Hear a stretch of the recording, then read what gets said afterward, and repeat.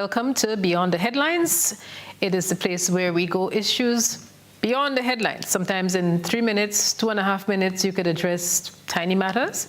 And on Monday nights, we expand on those matters. Last week, we started talking about the proposed merger between the Grenada Cocoa Association and the Grenada Cooperative Nutmeg Association. We engaged officials on the government side. We had the Honorable Ministers Yolan Bain-Hosford and the Honorable Oliver Joseph, together with the Permanent Secretary in the Ministry of Agriculture. We had hoped to have last week with us the chairman of the GCNA, Mr. Leo Cato, and farmer Nalin Joseph. Unfortunately, they were unable to join us, and we are glad to welcome them this evening, as well as policy and development analyst, Mr. Willie Joseph. Lady and gentlemen, welcome. Thank you very much, Odette, and good evening to your viewing and listening audience. Mr. Cato, on national TV, Ms. Campbell is putting you on the spot. I think you owe the public an apology because you promised you'd join us last week and you did not. So the floor is open for the apology, Mr. Cato. Yes, I made it abundantly clear last week, and I thought you said it in your remarks that I was open to come on Beyond the Headlines, but if Coco was not invited to come in, I wouldn't be coming. Okay, so Mr. Because simply it's a matter of GCNA and GCA. So I felt we needed the bride and the groom to be together to discuss that whole marriage issue. All right. So based on what the editorial team told me, both organizations were invited, and at some stage we had agreement that both were going to be on. But we can always talk about it a little later. Ms. Joseph, you're a farmer. We will hear from Mr. Cato, who the public has been hearing a lot from in the last couple of weeks. He was on To the Point some time ago. We always sometimes hear that. The language police, Mr. Joseph, will come for me. We always sometimes hear from Mr. William Joseph. So, ladies first, Nalin. As a farmer, your thoughts on this ongoing debate, the point of view that a merger between the associations. What are your thoughts on this? You need to unmute your mic. Unmute. First of all, I would like to say a pleasant good evening to viewers of GBN and those who are listening on the World Wide Web. I think it is very important that I make a disclaimer. So I am representing the farming community. I am not here as a representative representing the GCNA, even though I am a delegate. So I am appearing independently, and the views that I am expressing, although I have listened to our farmers because they have been calling, I would just say that I am representing my thoughts independently. So now that we have gotten that out of the way, I'd just like to say also good evening to our women farmers. I'm not certain whether the public are aware that 35%, approximately 35% of the farmers making up the GCNA are women. What are my thoughts? I just want to say, Odette, that I started attending meetings in 2015 at the GCNA, and I was also a board member, and I have been a delegate making up the GCNA. And what have been the farmers' concern over the years? Not once have I heard the farmers mention anything about merging. Not once have I heard them express any interest in liberalization. What I've heard the farmers speak to me about and voice is the fact that they are interested in having shares in the association.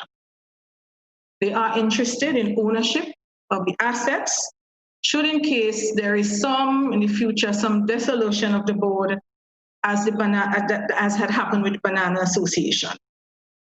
What do they want? They want better prices. They would want bonuses or surplus. They would want something that gives them a pension benefit. Of course, they are interested in better management And they are interested in the fact that the government must exercise proper oversight of the industry, because we look at the current situation in relation to the GCNA. We are aware that there are 6 members that are appointed by the delegates and 3 members that are appointed by the minister. And so the geniuses who would have already in 1947 come up with this act, and I want to quote here, Odette, if you would permit me, from a document that was written by Compete Caribbean. It says, it's a unique legal structure that combines select features of an agricultural cooperative, a farmers trade association, and a parastatal organization. So it is a unique organization. I believe the founding fathers thought it fitting to ensure that the farmers who are who own the factors of production, land, labor, supply, they were interested in ensuring that the farmers make those decisions in relation to the operations and in relation to any form of licensing and so on that are requested by someone. They were firm about that, and they, in their wisdom, also had 3 members which their duties are to provide oversight. We can discuss a little later on what has been the feelings, and I'm not here to say that by any stretch of the imagination that GCNA and GCA are perfectly run organizations. We know that a lot of improvements can be made. However, one thing we are firm about is that the farmers who own these factors of production are the ones that have to decide what, when, and how. Now, the government has proposed an act governing the association, and in respect, it gives information on a merger, and also tremendous. We will get into some of the nitty-gritties, but let me just ask you to pause for a little bit, Nalin. We'll get into some of the nitty-gritties, but let me just do a quick round robin on the panelists, and I'll come back to you if you don't mind. Sorry for interjecting there. That's not a problem at all. Mr. Cato, so there's a point of view, and I'm certain Nalin will get into that. She seemed to be segueing into that, but let me just come here. There's a school of thought that the proposed merger is government's way of hijacking the associations. Do you agree with that school of thought, Mr. Cato? I would use the term hijack. I rather say it's government way of attempting to implement a merger. And do you think a merger is a good thing?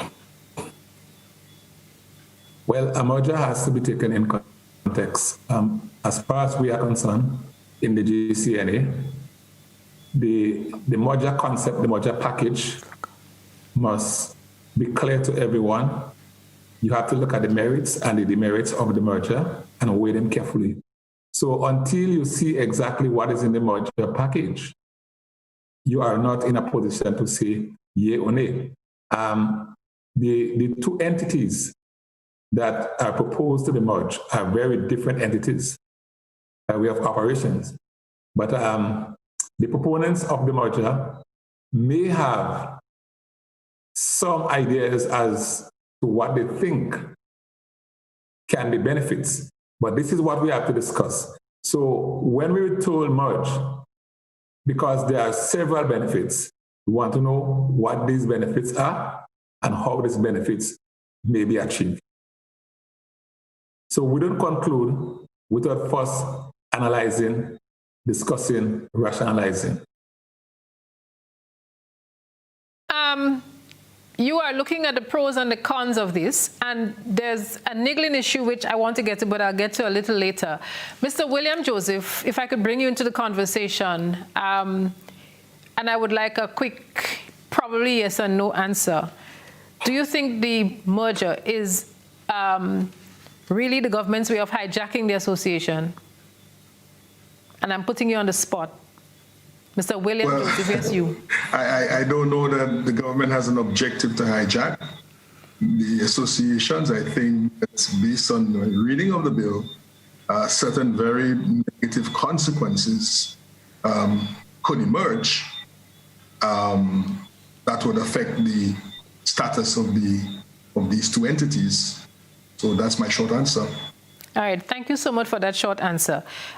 Let me make it clear that we have Nalene Joseph and William Joseph, and I think our panelists want to make it clear that they're not related in any way, especially that they're not married. Just so that we got that out of the way. Right, so because time runs away with us quickly, Mr. Cato, I want to ask you, over the years, the GCNA has been plagued with a number of problems. It is believed that many of the problems is as a result of bad decision making leading to bad investments. What is your comment on that? Because from what we're hearing from the government, that is one of the premise that is being used for the proposed merger. What is your comment on that? Okay, so it is investments now. All right. Investments carry risk. The GCNA some years ago, before my time, invested money in Crico and Bico, and they were not the only ones that invested money there. And when these companies folded, the GCNA made a loss, right, or made losses. So those two investments, I recall. Some people think that the complex, the building of the GCNA complex, was a bad investment. I'm in no position to say whether it was good or bad. What is happening today, though, is that that complex is generating, the properties is generating approximately $172,000 a month, right? Sufficient money enough to pay the mortgage on the complex and to allow for spending on other areas of real estate. So those three are the ones I can think of. I don't know of any other investments that the GCNA made in the past. Some people are accusing the GCNA and the Cocoa Association of bad management.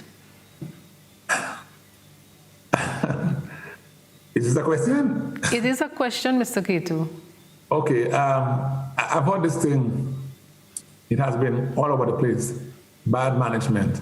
Well, I'm not sure what really is bad management. Because if you take, for instance, the GCNA, let's take it back a bit. When the GCNA was formed in 1947, what were the objectives of the formation of the association? There were fundamentally three objectives, two of which were, one, stable price, and two, standard quality, consistent quality. I think over the years, GCNA has been able to do this. The GCNA has been, in the last 5 years or so, have been able to pay surplus/bonuses 3 times, right? So it means that the GCNA has been making profit with bad management, right? If I'm wrong, then the auditing firm is also wrong, okay? So if you have bad management and you're able to make profit, well, I don't want to see what good management can do. The GCNA has been able to do several things. It has been able to do some R&D and has developed probably about 8 or so products that are already, some of which are already on the market. The GCNA, with bad management, has been running a scholarship program for farmers' children in high school for the past 5 years. I'm counting. And the GCNA, with bad management, have continued to run its labor support program, in which it gives its farmers, it pays for, I think, 10 days work on the farm of every member. So, okay? The GCNA, through bad management, has been working on crop insurance for farmers. All right? So there are several things I can go on. I can tell you, youth in nutmeg production program is being worked on now, and that is through bad management. So if the GCNA, through bad management, has not had to run to the government for any cash support in the last 20, 25 years, right? It means that we are making magic, all right? So it's kind of unfair to say bad management. And the same thing applies to cocoa. Cocoa, if you ask me, in addition to the purchase of wet and dry cocoa, GCA also runs the Diamond Chocolate Factory, right? That is literally managed by the Cocoa Association. And if you look at the assets across there, you would see that they have a pretty nice amount of money, right? After having been in existence for about 3 or 4 years. So I don't understand how bad management could be doing a good job.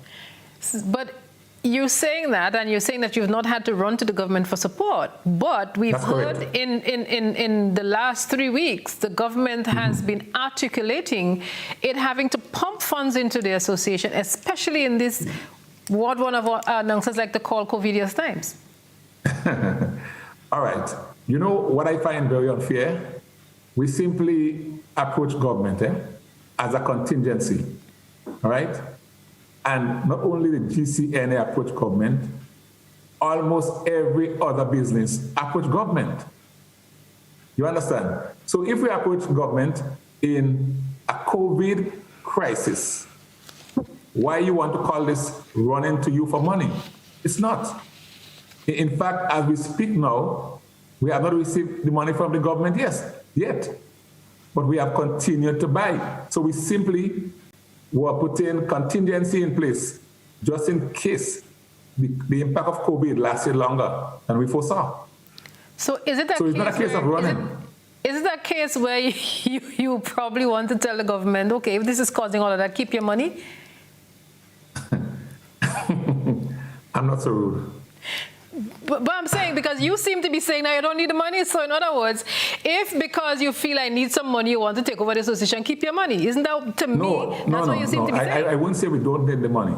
Remember, even though we are not selling much because of the uncertainty of COVID on the world market, the impact of COVID. So, and we continue to buy. So our funds is just about exhausted, not far from being exhausted. And this is why we are hoping that the government is going to work along with us to ensure that we can continue to take the produce from the farmers. Because it matters, that's the economic lifeblood of our farmers. If you need the money as contingency, then explain the rationale for the government giving you part financing grant, part financing loan. You'd have to ask the government to explain this. I can't explain the rationale behind it. They have the rationale. Why a grant of 1 million and a loan of 2 million? But Mr. Kito, they didn't give you the rationale. I would rather have the answer. They didn't give you the rationale for it? No, they would have the rationale why 1 million. Did they give it to you? Grant. Did they give their rationale to the association, or is that something you said we were amenable to, or they just said, okay, I'm giving you this money, I'm giving you part grant, part loan? No, they've said clearly to us, as articulated before, that the money is for the purchase of produce, and this is exactly what we asked them for the purchase of produce. And the 2 million wasn't really rationalized. I mean, they gave some conditions, right, that we need to satisfy to be given those $2 million. All right, thank you, Mr. Cato. We'll get back to you shortly. We want to engage Mr. William Joseph at this time, Policy and Development Analyst. Mr. Joseph, you have tried to encapsulate your thoughts through a PowerPoint presentation on some of the issues. One of the things you're looking at, and looking at that draft bill that has found itself out in the public domain, you're saying that a bill is essentially a draft act of parliament. Take us through that thought. Yeah, well, it's a draft for an act of parliament. So essentially, it is prepared by the legal department on instructions of the government. Those instructions would represent the position, the expectations of the government regarding the particular subject matter. So one cannot have a bill that is not owned by the government, unless, of course, there is some confusion regarding the sources of instructions to the legal department. So the bill process is perhaps well known. So it moves from that stage. Let me say this before that. Before it gets to the parliament, it could be amended based on feedback the government receives from interest in Grenada. It could be held in abeyance. It could be abandoned by the government. And actually, and even when it's alive in the parliament, it could in fact be withdrawn. So all of these possibilities, and so that in some cases, the bill matures into being an act of parliament. But let me just say this, please. I think because you raised the issue of merger and so on and so on, I think we need to, I would suggest, we need to take a more strategic approach to this question. We are facing what I call the new future, arising out of the impacts of COVID and so on. And we need to ask ourselves, I would say, what do we want the industry to do in the Grenadian economy and society? I think we might begin there. And if we were to begin there, then we might find our way to agreeing on arrangements that can help us achieve the particular goals that we agree upon. Okay, thank you. You made the point about the way the process works in terms of the bill. 2 of the 3 officials last week, I believe, I want to be certain that I don't label things on people, said that they were not aware of the bill and they saw it in the press as other people have seen it. You believe that? Is that possible?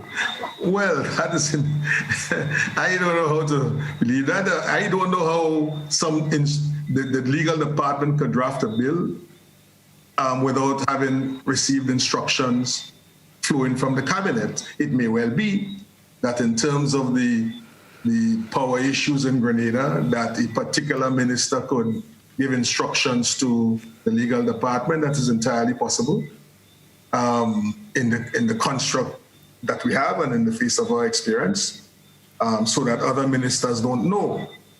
I wouldn't suggest that there might be a second cabinet at work there, but these things are. If they claim they don't know, it must be that the cabinet as such did not, in fact, consider and debate and conclude on the matter, and that those are the instructions that the legal department worked on were given by some other person in authority. Nalin, I saw you nodding your head and smiling. What was that nod and smile about on that particular point? Unmute, Nalin. Don't forget. You want to change the present construct of the act that is existing to one that is proposed. And I believe it would have been wise to take the bottom-up approach. So I would have liked to see the government engage the farmers directly to find out what is important to them, coupled with the strategic direction that the government has for the country. In other words, as Mr. Joseph alluded to, how important is the agriculture industry to the government? What it is they want from the agriculture? What are the pillars they are building this country on? And if it is important to the government in relation to revenues and so on and so forth, employment, then it seems to me that based on the feedback that you get from the farmers and in relation to what you want the industry to do for this country, then you would come up with something that is not going to be as surprising as that draft document. And thankfully, it's a draft document. And I heard the minister say that it's draft and she's open to recommendations.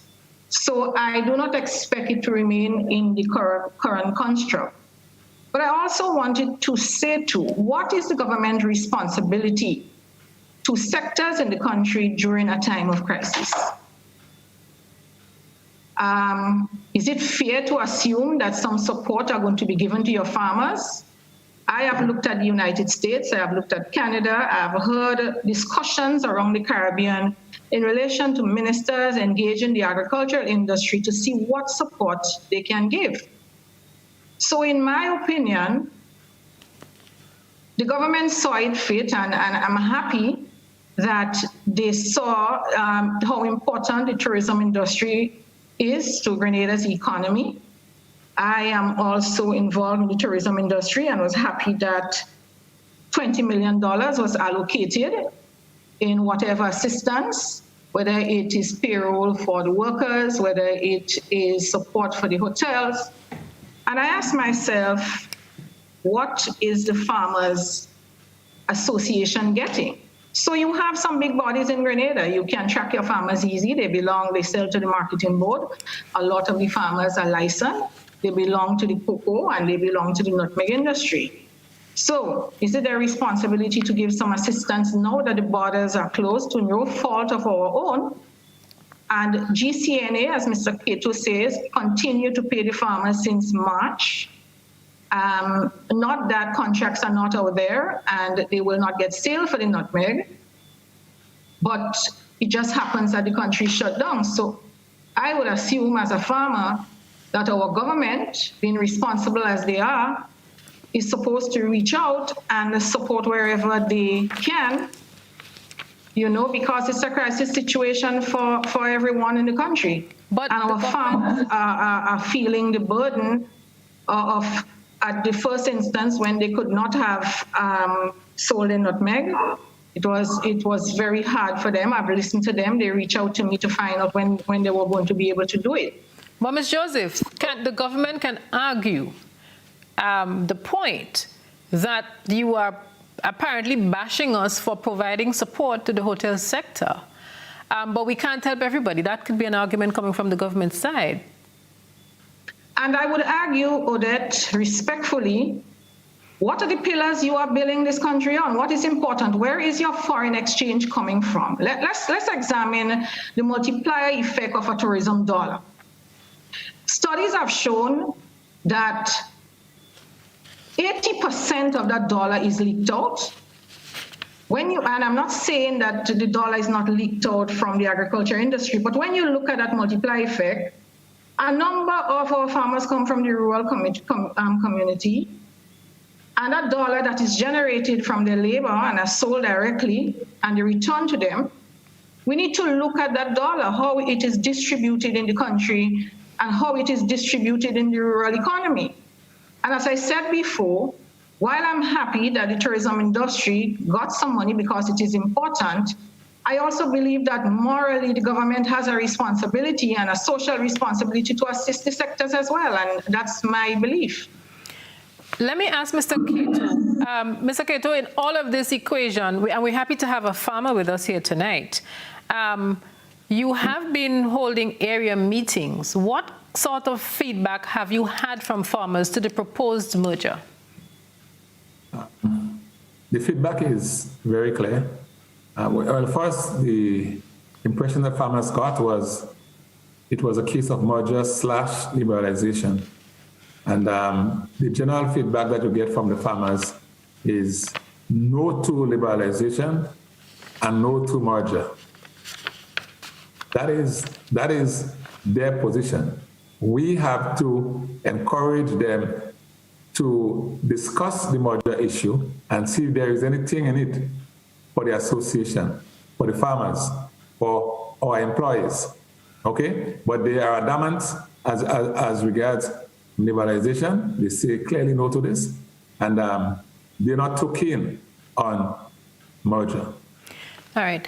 I really want to pick up with Nalin on the issue of liberalization, and Mr. Joseph has some critical points that he wants to get to, but we managed to find, and I believe from what I'm hearing, there's more than one drafts in circulation. So we have been provided with what is supposed to be one of the drafts in circulation. I'm going to ask the producer to assist us with laying out some of it on the screen so that we can go through some of the points in it, have Mr. Joseph comment on it, and also some other points. So if we can be assisted with the PowerPoint presentation, looking at the bill itself, we'll be happy to proceed. So The Nutmeg and Cocoa Bill, it looks at what the Act seeks to do to provide for the establishment of the Nutmeg and Cocoa Board, the merger of the Grenada Cooperative Nutmeg Association and the Grenada Cocoa Association for connected purposes, and we could go past that. And we see the function and duties, and we see where it says, in particular, without prejudice to the generality of subsection 1, it will make recommendations to the minister for the grant of licenses and either generally or specifically the association to sell or export. And we see somebody making a comment. Should the board grant licenses? Should it be the minister or the recommendation of the board? And there's call for a definition of association. Let me go to Nali. Nali, I know you're passionate on the whole issue of liberalization, and that segment of the proposed legislation is dealing with the whole issue of granting of licenses. What is your take on that, Mrs. Joseph? I am concerned, Odette, because based on the current construct on the document here, there are a number of points that is made here. And you read some of them, and I'm going to read a couple here. It says, make recommendation to the minister for the grant of license, either generally or specially to any producer, Odette, any producer to sell and export his or her on his or her own account or through an agent approved by the board, nutmeg and cocoa that is produced of lands owned or occupied by the producer. Make recommendations to the minister for the grant of license to such persons as the board may think fit, and that is this licensing board that I call, which is a board on top of a board. For the grant of license to such persons as the board may think fit to sell and export nutmeg and cocoa. It goes on, fix the prices at which nutmeg and cocoa or any grade of nutmeg and cocoa may be sold locally or in a foreign market. No. When anybody who is not necessarily a producer and can just decide that they want to export, on the international market, we have some issues there. Because remember, Odette, we have agents representing us in Europe and also North America. And you can have price wars happening in these marketplaces out there. So let's say, for example, anybody can be given a license to export. So GCNA on the world market is getting $10,000, and you grant this license for someone to go out there, and they're looking for market. And what can happen, Odette, is that they might be approaching the same buyers as your agent is approaching, and that has happened before. But isn't there? And the agents have raised concern that we are trying to get the best prices for you out there, and there appears to be persons who are coming there to sell Grenada's nutmeg. I'm also concerned about the quality and the branding issue that we have fought so hard for to maintain in the marketplace. I remember when I was on the board in 2015, we received a letter, and Mr. Cato, you might be able to bear us out on that, from someone from the Pak region in Indonesia, wanting to find out how Grenada is able to control and put on the market a certain quality product versus their issue where everybody, the industry is very, a little bit scattered out there, where everybody can buy and sell and very fragmented. So they were concerned about what was happening to their industry versus Grenada, where we have a monopoly and things are controlled, and if you have any issues, it comes back to one entity. And so for me, these are some of the things that I'm concerned about in relation to a product that might end up there, and it may not be of proper quality, et cetera, et cetera. All right. So that's a very important point that we could really, Mr. Joseph, I see you leaning forward. You wanted to say something quickly because we want to segue into a commercial break. You have like Yeah, just a footnote on Naline's commentary there. It's very important that the bill identifies three classes of exporters: the association, farmers who get licenses, and a class called fit persons. Oh, so you have three different exporters of the one product from the same source, and they all engage in the international market. It's not just competition, it's confusion. And it's not just that, it is price wars. So it's a recipe, really, for the collapse of the association, because the lifeblood of the thing comes through the money is in the exports. And if you compromise that by introducing a number of actors and so on, many of whom have no responsibility to the industry, they have no objects to fulfill. You see the problem. So liberalization, does it fit? Is it a good fit for the nature of the industry that we are talking about? All right. Thanks for interjecting there. This is Beyond the Headlines on GBN Television. We'd like to say good night and welcome to all of you joining us from the diaspora. We see Bernadine Anne-Marie Roberts, one of our followers in the U.S. As per usual, Bernadine, we're just saying good night to you and to all of our other listeners and viewers, wherever you are around the world, joining us on Beyond the Headlines. We take a quick commercial break and we will be right back. We're looking at the merger debate, GCNA, GCA. Stay with us.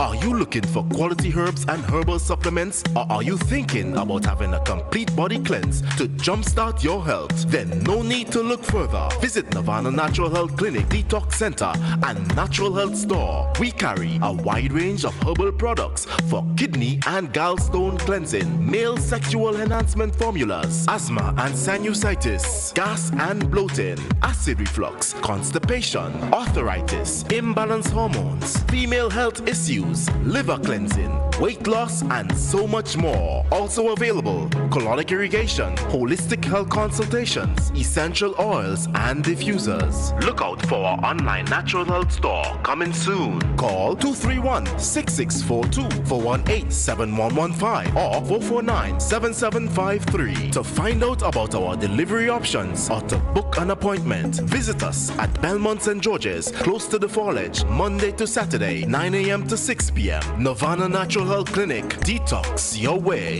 to health. Easy living should be convenient. With Grenneck, it is. Dial 237 for any Grenneck department, or for customer service, streetlight outages, or if it's unsafe to trim a tree near a power line. For streetlights and service issues, please note the pole number. From just about anywhere, you can also check your bill balance and other account information. Just keep your Grenneck access number handy. Dial 237 for Grenneck. It's that easy. Grenneck, energizing our Grenada. Total is one of the world's largest oil companies with a top quality line of lubricants. Total Lubricants has a full product line from passenger cars, motorcycle, heavy industrial equipment, mining, trucking, agriculture, and manufacturing machines and vehicles. Total Lubricants, winning championships in motorsports, including Formula One and World Rally Championships. Total Lubricants are available at all Rubis service stations, leading automotive shops, and distributed by Huggins. I'm reaching my dreams with GOT. They're the ones for me. I'm reaching my dreams with GOT. They're the ones for me. Since 1983, they've been serving the country, and we like all their financing, giving the people what they want, what they need, what they love. Come and join the family that's here for you all the way, from birth to graduation, your first job to your home, and your car through your golden years. The GT Credit Union has been actively supporting nation building through its many sponsorships and the programs including Financial Literacy Quiz, Pass the Torch Calypso Program, Junior Cooperatives in Secondary Schools, CPEA, and the TAMCC Grants. The credit union has helped many people make their dreams come true. Let them help you with yours. You don't have to be a teacher to be a member. So what are you waiting for?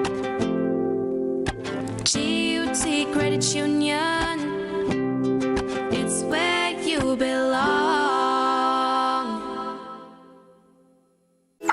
How going on, boy? Hey, good old things. Hey, Daisy. Yeah. Boy, in line, boy. Your house looking a real good day. Boy, it's thanks to the hard-working and professional staff at the Housing Authority of Grenada. They handled me real nice. They did my plan, they did the construction, and I didn't even have to worry about a thing. They were there with me every step of the way, supervising the job, asking me about my concerns, giving me feedback as the house took shape. They were there from start to finish, and even put the keys in the palm of my hand. I give them an A++ for customer service. Oh, it's people from housing bad, boy. Boy, not bad. Excellent. If you're thinking about constructing your home, why not consult the Housing Authority of Grenada? You could visit them right down in the Sandino complex, or give them a call, 440-1015 or 440-1016, or check out their website, hag473.com. They go handle you. They go jog your blocks, they go draw your plan, they go tote your materials. Hey man, where you going? The Housing Authority of Grenada is your choice for affordable housing and a stress-free construction experience.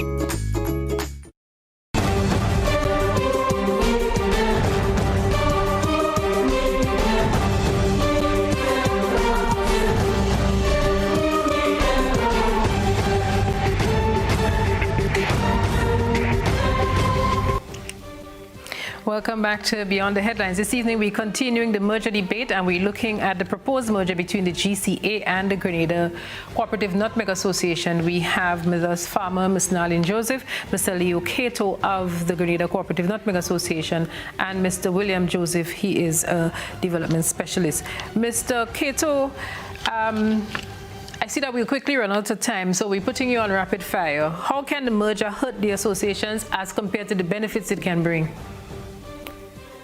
Well, you have to simply show me the benefits it can bring. If the benefits can outweigh the disadvantage, the drawbacks, I'll be very comfortable. But we have to understand the implications of the merger. As I understand it, the proposed merger would actually give a new face to what people have been used to and accustomed to for the past 70 plus years. If the merger happens in the morning, all the workers of both associations would have to be severed, right? The employment status would be severed, and they must now reapply for a job, right? That's a shake. That's a shake. People who have been working for 10, 20, 25, 30 years, right, would now have to reapply for a job. So based on their age after they have been severed, the chance of re-employment is not highly likely. But then again is the issue of pension, because there's something called the Agricultural Pension Act, right? So we have to watch the issue of this as well. We have to watch in terms of the cost of the merger as against the benefit. If you look at the table, the human resource table, you will see some very interesting proposed offices. You will see one for somebody called the CEO, the Chief Executive Officer. You would see one called the Chief Technical Officer. You would see one called the Chief Operation Officer, right? You would see approximately 7 new posts, right, in this merged entity. Well, let me ask you, the point I'm making is quickly is that your payroll is likely to shoot up and not go down.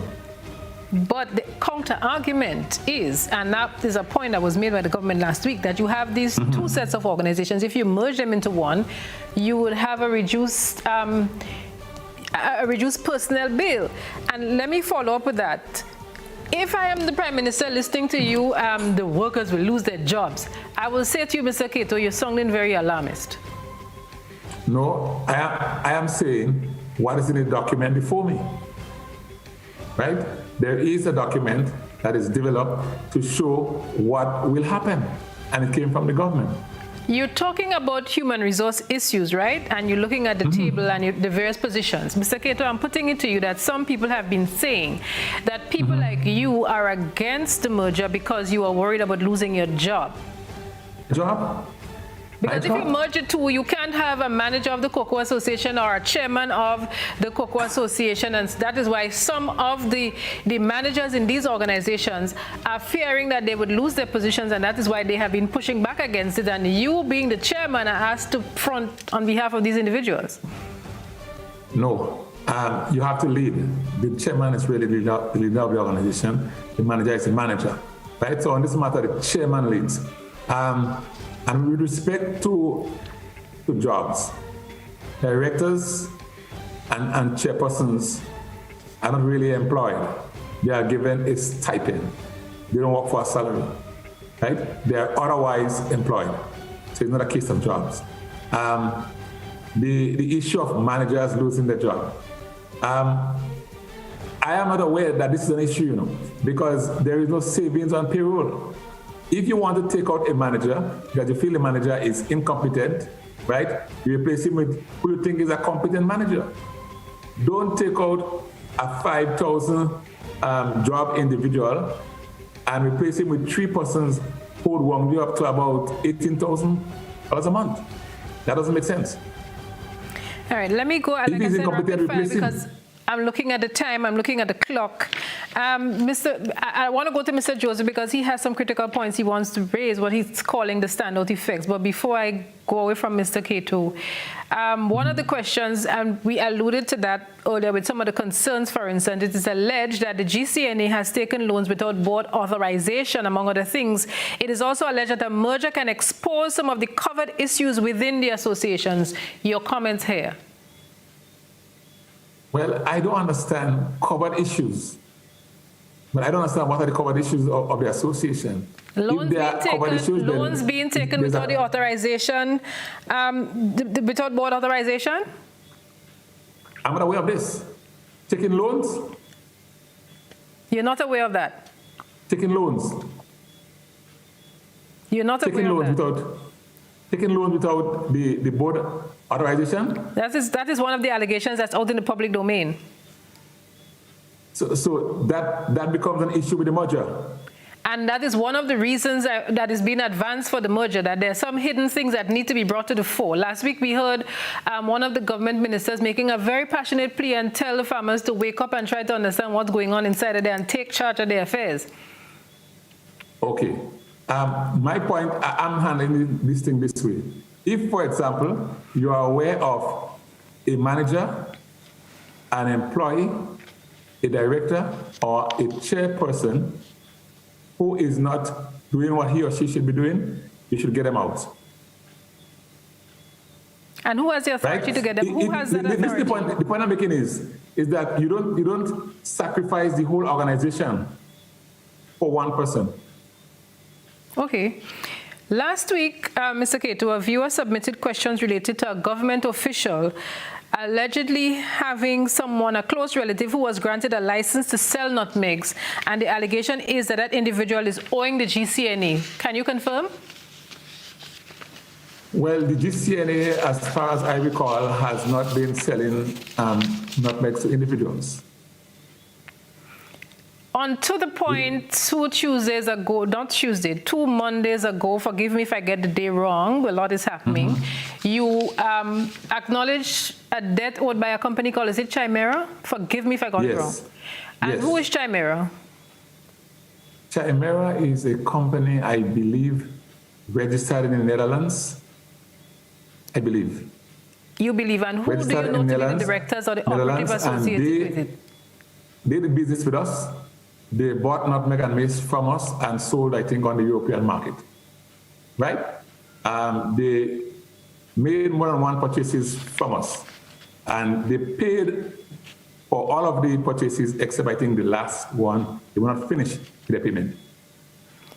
So does that company, Chimera, have any local Grenadian ties as far as you know? No, I cannot say that they have ties locally to anyone. I have not seen the registered makeup of the company to know who are the directors of the company. Do you know of a senior government minister having a son who traded out, got a license or did some kind of business with the association and is owing the association over $100,000? No, I'm not aware. You're not aware of that? Of any individual having a license and owing the association. I'm not aware. And so with Chimera, how much money is Chimera owing the GCNA? I think 149,000 thereabout. EC. So might that be the same company or individual being alluded to? I wouldn't want to make assumptions.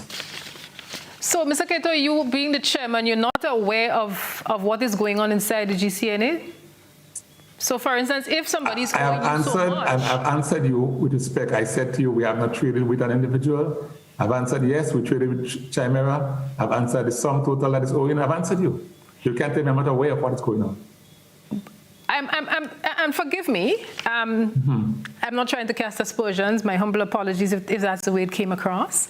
I'm asking you, for instance, and I'm just thinking of any business, if I owe John Paul selling wares and GBN owes John Paul selling wares, and especially it's like a lot of money for the wares, $100 and something thousand, and this is an outstanding matter. I'm thinking that the directors, it will be something that we brought to, especially your position as chairman, and that you will have some particulars as to who these people are, and have you been chasing after the money? Can you tell us how old how stale is the debt? It could be about 4 years or so. It could be subject to correction. And you don't know if that company that's registered in the Netherlands, there are allegations that the nutmegs had something to do with, there are some Russian connections that are sold through a Russian agent. Are you aware of that? So, could you repeat the question? There are some Russian connections with Chimera or with the sale of the nutmegs that is being owed, the sum of money that's owed to the GCNA. Well, there may be a Russian connection. I said that I do not know who the directors or the shareholders are of Chimera. There was a gentleman that we met with. He may be of Russian origin, but I cannot say for sure the connection of which you speak. Thank you so much, Mr. Keto, for shedding light on what you are able to shed light on. We need to take a commercial break, but before we do, I just want to go back to the slides submitted by Mr. Joseph, in which he deals with the standout effects, and he identifies what he calls the 5 most startling effects on the provisions contained in the bill. So, Mr. Joseph, you want to take us through those? You said the association will be unable to breathe financially and will therefore die. Take us through that, Mr. Joseph.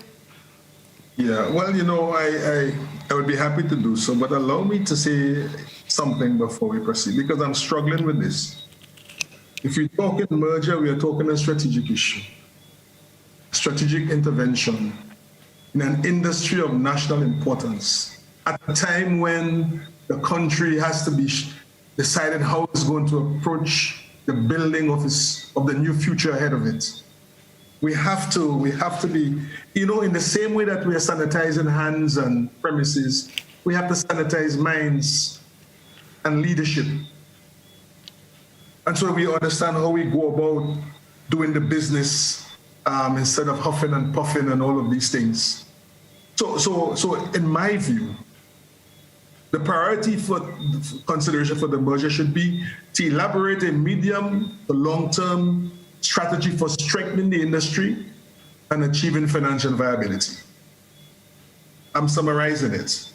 It's going to require a very strong internal marketing program. Nalin referred to it, and Chairman Keto. How do we educate the farmers, get them in the know so that they understand the issues, they share in the vision, we manage expectations, and the farmers make investment decisions in the new context.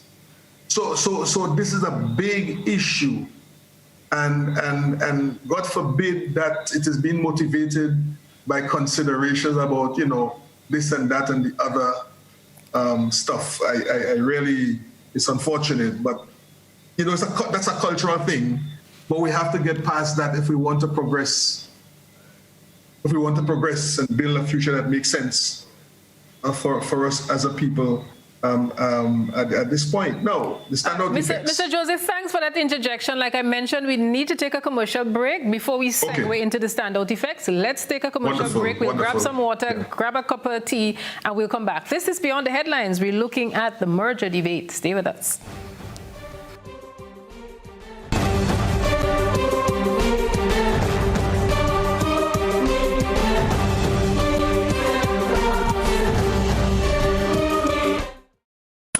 Everyone wants money, don't you? The National Lotteries Authority's Lotto Jackpot is $178,000. Play today for chances at improving your life. Lotto.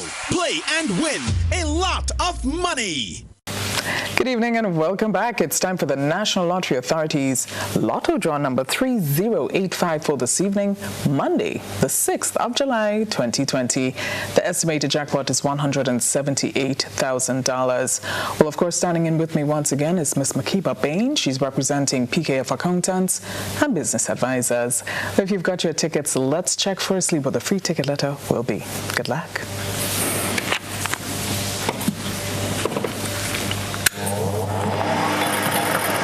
And the free ticket letter is this evening's free ticket letter is the letter E. That's E as in egg. That's E as in egg. It's time to find out what the 5 winning numbers will be for $178,000. Good luck.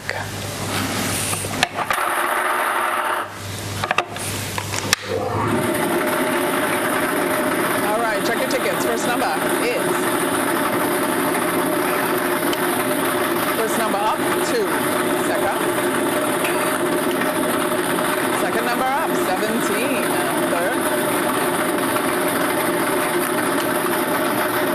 Third number is 19. Fourth number, 25. And the fifth and final. Yes, the fifth and final is 21. All right, so let's recap, check those tickets. Of course, just a reminder, the free ticket letter, that letter was E as in egg. That's E as in egg. And the 5 winning numbers, let's recap. First number up was 2022. The second number, 17. Third number up, 19. The fourth was 25. And the fifth and final was 21. That's 21. This has been Lotto Play and Win a Lot, and if you got these numbers, congratulations to you. All right, folks, well, we'll see you tomorrow. Get your tickets and continue to support sports, culture, and nation building. Have a good evening.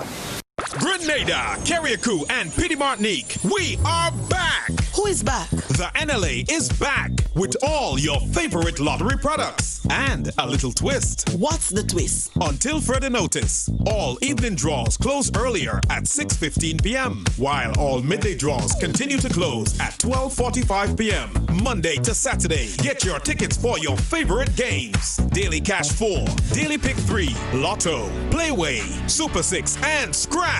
NLA, making your dreams come true while supporting sports, culture, and nation building every day as you play. We are back. Welcome back, welcome back, welcome back.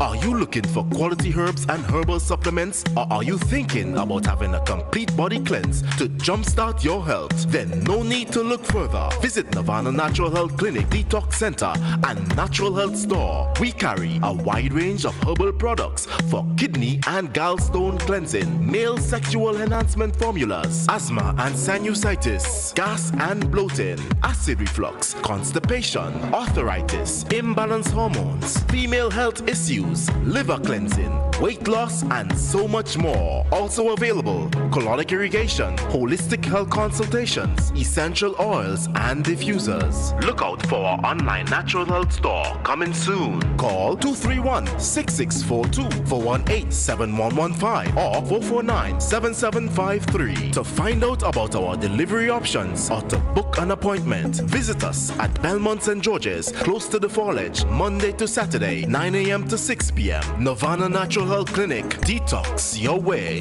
to health.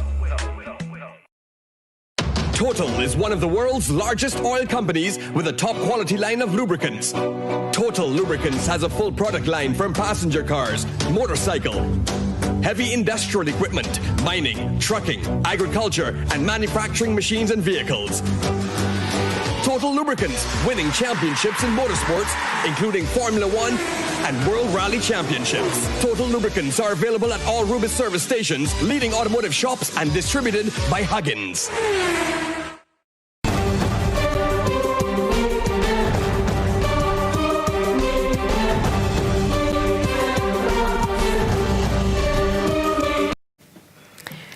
And welcome back to Beyond the Headlines. We're looking at the proposed merger between the Grenada Cocoa Association and the Grenada Cooperative Nutmeg Association. Last week we spoke with the Ministers of Agriculture and Trade and also the Permanent Secretary in the Ministry of Agriculture, Mr. Elvis Moraine. This week we're speaking with Farmer Nalin Joseph, the GCNA Chairman, Mr. Leo Cato, and Policy and Development Analyst, Mr. William Joseph.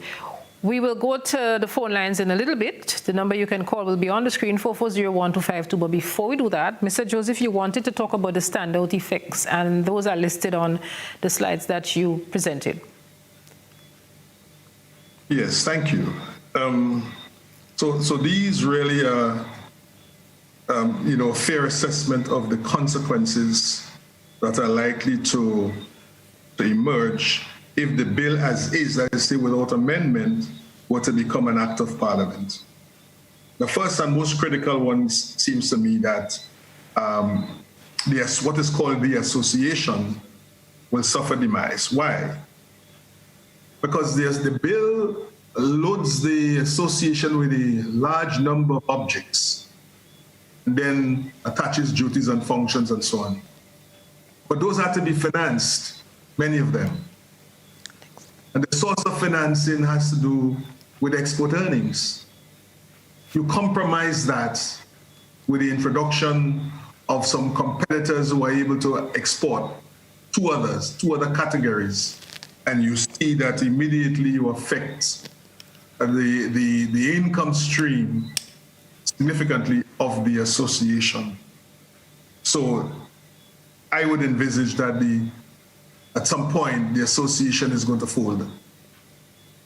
The second thing is that this question of you look at the power to grant licenses and to allocate quotas.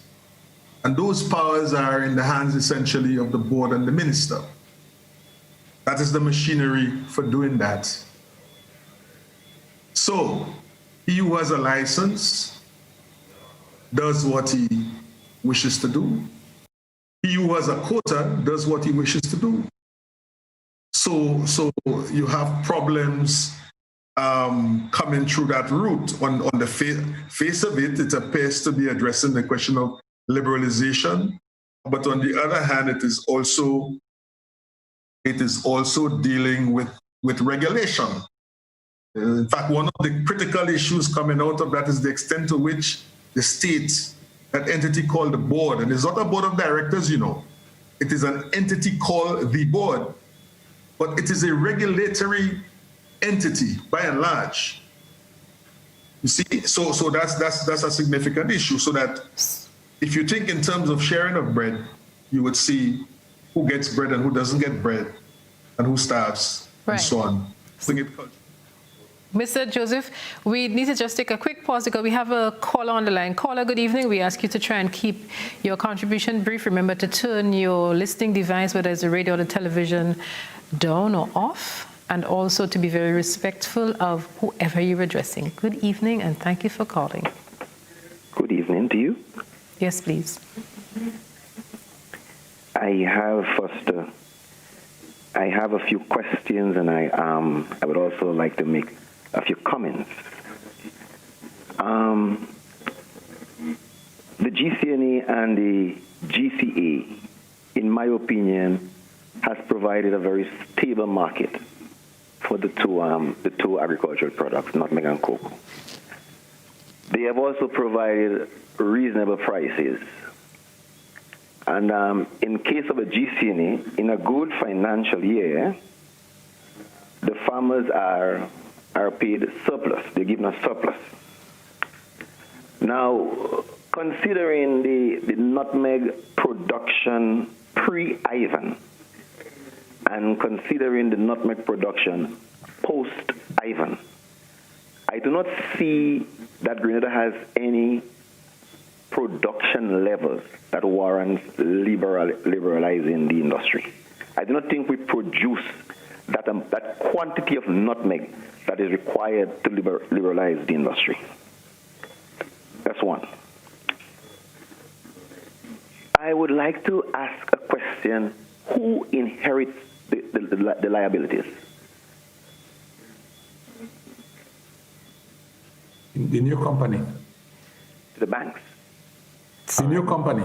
And I heard the Prime Minister in his speech saying that he wants to empower farmers.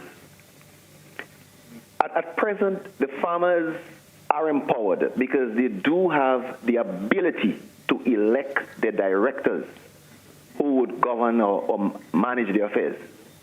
When you take that power from the farmer, you do not empower him that way. You weaken him. He doesn't have any more power. All right, so caller, thank you so much. Because we want to entertain as many people as possible, the clock is ticking. Nalin, I saw you smiling. Mr. Cato, I saw you nodding your head. Nalin, jump in here. And then, Mr. Cato, we're coming to you. Nalin, unmute. Unmute, Mike. Under the present construct, it allows for the farmers to elect the members of the board. And under this proposed entity, I want to make the point, and I want to read it again. It says, the board shall consist of not less than 7 persons and not more than 9 persons. And listen to what it says. At least 2 producers or exporters. Last week I heard somebody talking, isn't that a conflict of interest? At least 2 producers or exporters from cocoa and at least 2 producers or exporters of nutmeg. And I pause so that the listening public will understand the animal that the government is proposing to impose on the nutmeg industry, where full control is now given to the minister. And your farmers have little or no say, because they also propose this layer, which is called a management committee, which seems to be looking at the operations of this entity. And while we're at that, there are a number of other things that we need to talk about, because it mentions about shares, it doesn't mention how it is going to be allocated, et cetera, et cetera. And it's one of the things we see, and I'm going to ask the producer to cue for us that part of the slide which deals with the whole issue of shares, because there's a question in the column. But in the meantime, Mr. Cato, I saw you nodding your head, and you interjected when they asked who will inherit the debt. Mr. Cato, you need to unmute your mic. Mr. Cato? Mr. Cato, unmute. So it's on this end. He says, I could read lips now. He's saying that he has... No, you're not hearing me? Yes, I'm hearing you now, Mr. Cato. Thank you. Because no, I've unmuted my mic. Okay, go ahead. I was saying, I said it was the new company that would inherit the liabilities, right? So if the 2 associations fold or they are dissolved, the new company that is formed, a new entity, would inherit the assets and the liabilities. Okay, good. I don't know if we have that part of the presentation which looks... Oh, sorry, go ahead, Mr. Joseph. You wanted to interject here. Go ahead. Yeah, thank you. I just want to assist my dear friend Nalin on this point regarding what is in the bill. The thing that's called the board is not the same thing that you're familiar with. It's called the board of directors. It's a different entity. Mm-hmm. It's like company X, but they give it the name board. Right. There is also an animal in there called the association. That is where the farmers elect their people. And the committee of the association is akin to the board of the association you're familiar with. So the first entity that you touched on really has nothing to do with, you see. And you could see why perhaps they have identified farmers, 2 or so farmers to be on that, because they want to be able to rely on the expert knowledge of these farmers regarding production, the production side of the industry. The exporters thing there is a non-starter. You can't have a fella that you're giving a license and he's governing himself. Yes, of course. Yeah, so just to clarify that. Okay, thank you. But therein lies this confusion that bill is created there, because you have another layer on top of what the functions that board normally perform, which is under that management committee we're talking about, and then you also have the management of the association. Good. Let's look at the bill. One section of it, the proposed bill. Each member of the association shall subscribe to shares of the association, and there's a question in the column asking, confirm whether shares will be issued. So I guess that's the legal draftsman and the team having somebody is making notes and asking for clarification. Register of members subject to regulations made under the provision of this act with respect to any procedure pertaining to the writing up of registers of members. The general manager shall, on a continuous basis, compile in alphabetical order a register of the names of members of the association. And the comment in that section, although I'm wearing my glasses, it means I need to get my glasses changed. Confirm whether or not we should include specific regulations making, is a power for somebody to subject it to the rules of the association, and the register shall indicate the number of votes to which each member is entitled and the member's shareholding. And there is a comment there asking that there's confirmation whether or not the association is issuing shares. So membership registration, what jumps out at you there in that draft bill, Nalin? Or for that matter, anybody who wants to comment on that? Mr. Cato, you want to comment on that? Yes, if I may, there has been a lot of discussion with respect to the draft bill. And rightly so, there are some issues in the bill that raise eyebrows. But I believe we are at the point now where the bill has been revisited, revised. So we should be looking at what the revised one looks like, because the authority given to the minister, as far as I know, has been removed. And there are other areas of adjustments.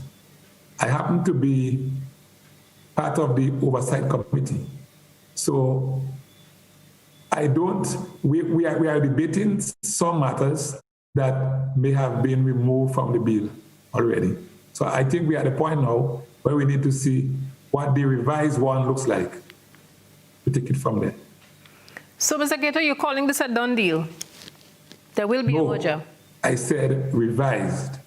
This is an ongoing process. The bill, it can't be a done deal until all parties agree to the contents of the bill.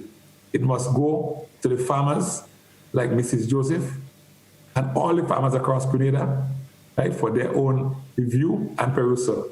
I meant a done deal in principle. I meant a done deal in principle. In principle, Mr. Cato, I meant in principle.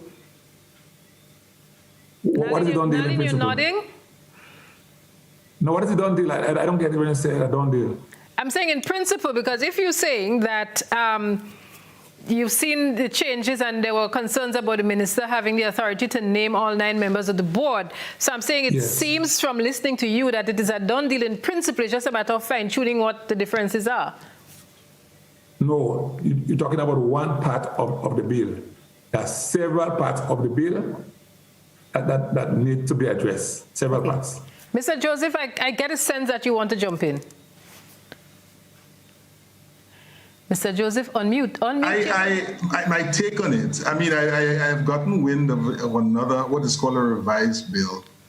I haven't seen it, but the issue is that the Prime Minister gave a national address recently, which he advocated very, very stoutly for the bill that we've been discussing until Mr. Cato introduced this concept of a revised bill.